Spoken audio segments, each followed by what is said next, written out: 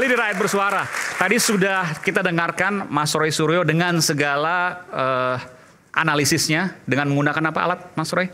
Banyak softwarenya. Softwarenya banyak. Softwarenya banyak. Ada Ella, Jadi ada ini face recognizer. scientific ya, ilmiah. Scientific, ilmiah. Ada face recognizer. Saya ke Prof. Firman dulu, Prof. Firman. Melihat apa yang disampaikan Mas Roy Suryo, apa yang ada di benak Anda?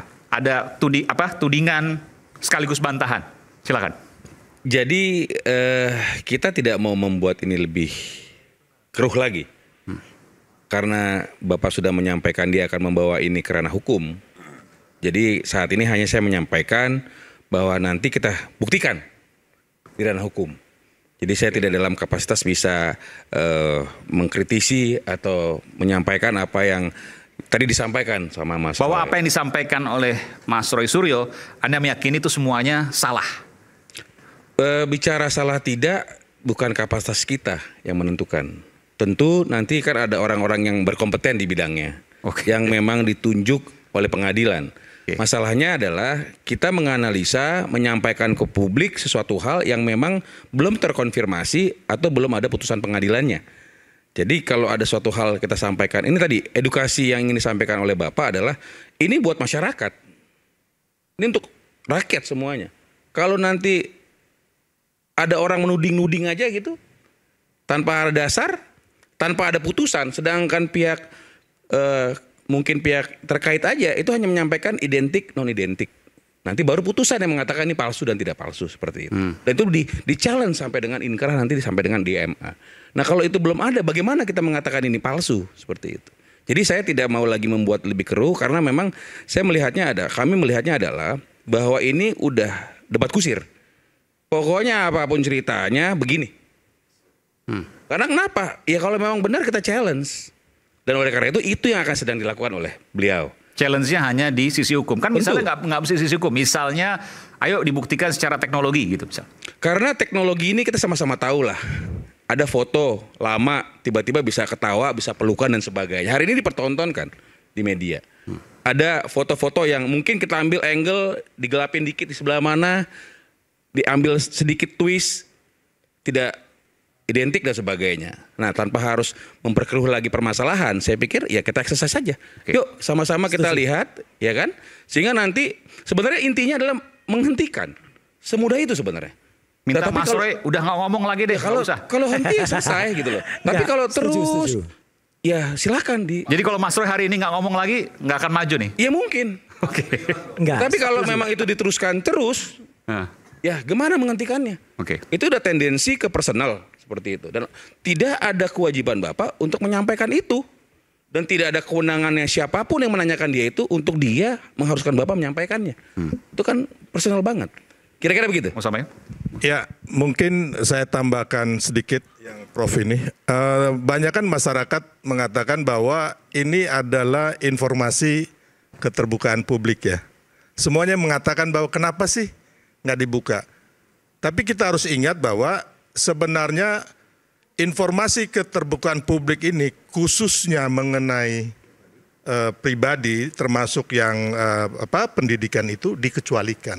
Salah lagi nih. Loh. Salah. Ya, ini merujuk pada pasal 17 huruf H. Iya. Angka 5 Undang-Undang Nomor 14 Tahun 2008 ada tentang pendidikan nilai. keterbukaan informasi publik. Satuan pendidikan formal seseorang adalah salah bentuk informasi yang dikecualikan. Betul. Di situ udahlah, Mas. Akademiknya ya, adalah nilai. Udahlah, kalau dalam hal lain boleh lah Mas, tapi kalau dalam hal hukum mungkin kita ini kebetulan saya ngawal, kebetulan kami semua di Komisi 1 DPR mengawal itu, Mas. Ya, ini kan bunyi undang-undang, bukan karangan saya. Betul. Dikecualikan tuh nilai oleh kerahasiaan. Nilai rekam medis itu kecuali. Kalau Mas, itu pun di KPU pun semuanya ini KPU pun melakukan ya, tafsirnya beda-beda. Tafsirnya beda. Ya nafsir sendiri ya repot. Bukan dong, KPU dong.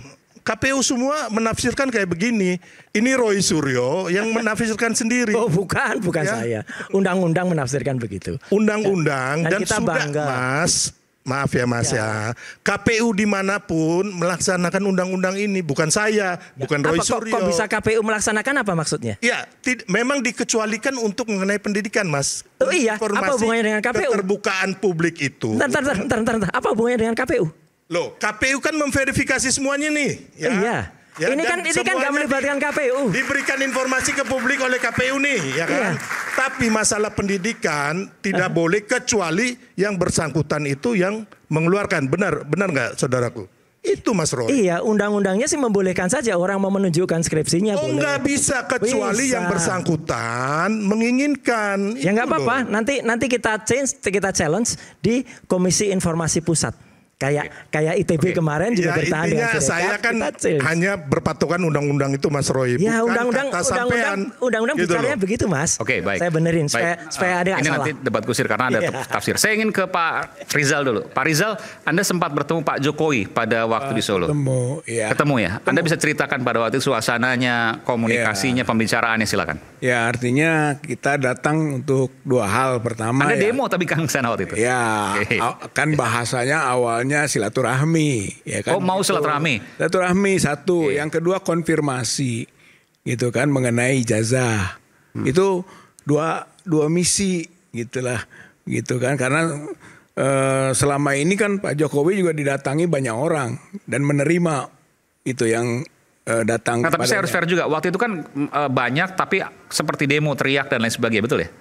Iya. Itu kenapa? Bisa ceritakan supaya publik juga jangan salah. Ya artinya itu kan ada hukum aksi reaksi, gitu kan, bahwa ketika kita tiba di sana itu sudah banyak, gitu kan, massa lain itu yang merespon kedatangan kita dengan aksi-aksi, dengan teriakan-teriakan berlawanan, sehingga teman-teman yang tadinya memang maunya semuanya bisa ikut hadir, gitu kan. Masuk ke dalam. Berapa orang itu rencananya? Rencananya ya semua kita satu bis 50 orang.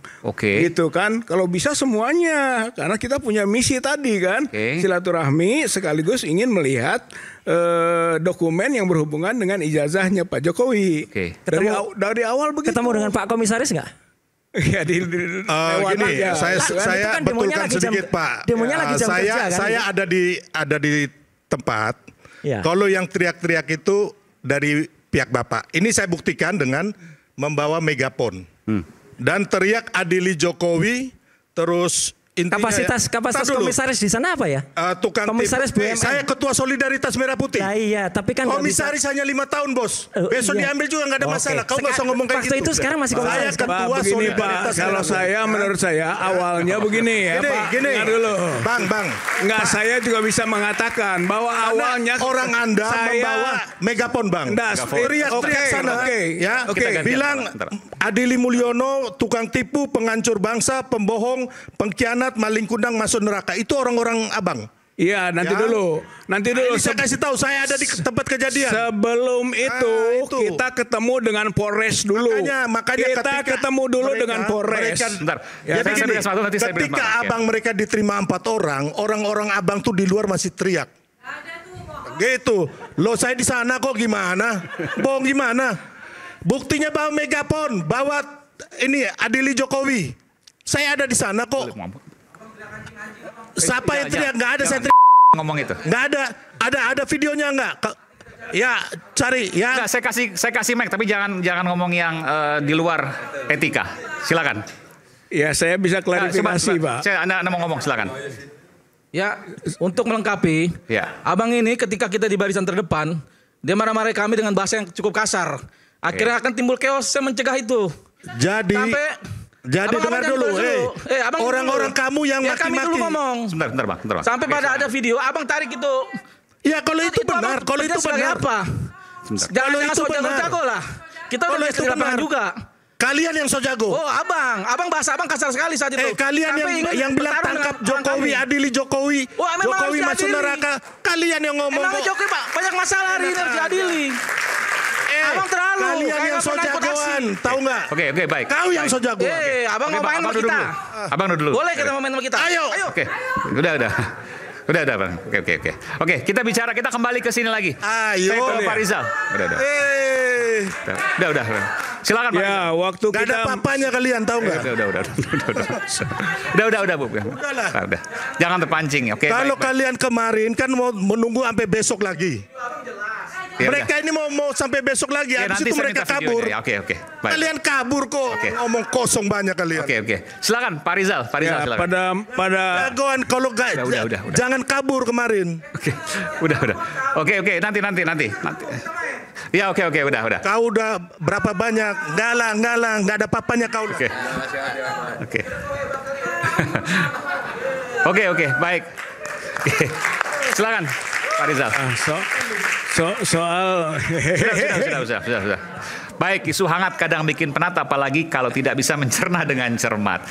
Jangan lupa secangkir kopi hangat yang nikmat untuk menemani kebersamaan dalam program Rakyat Bersuara bersama saya Aiman Wicaksono. Kita kembali setelah jeda dan minum kopi dulu supaya lebih tenang. Oke, makasih.